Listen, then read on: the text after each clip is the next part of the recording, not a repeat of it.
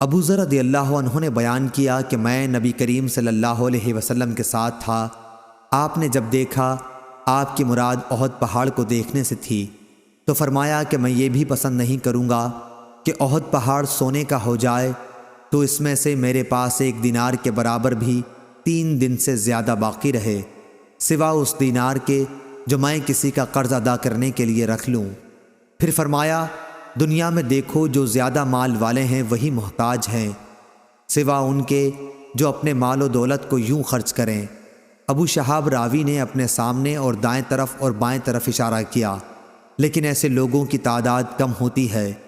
پھر آپ صلی اللہ علیہ وسلم نے فرمایا یہیں ٹھہرے رہو، اور آپ تھوڑی دور آگے کی طرف بڑھے۔ میں نے کچھ آواز سنی جیسے آپ کسی سے باتیں کر رہے ہوں۔ میں نے چاہا کہ آپ کی خدمت میں حاضر ہو جاؤں، لیکن پھر آپ کا فرمان یاد آیا کہ یہیں اس وقت تک ٹھہرے رہنا جب تک میں نہ آ جاؤں۔ اس کے بعد جب آپ صلی اللہ علیہ وسلم تشریف لائے تو میں نے پوچھا یا رسول اللہ صلی اللہ علیہ وسلم ابھی میں نے کچھ سنا تھا، یا راوی نے یہ کہا کہ میں نے کوئی آواز سنی تھی؟ آپ صلی اللہ علیہ وسلم نے فرمایا تم نے بھی سنا؟ میں نے عرض کیا کہ ہاں۔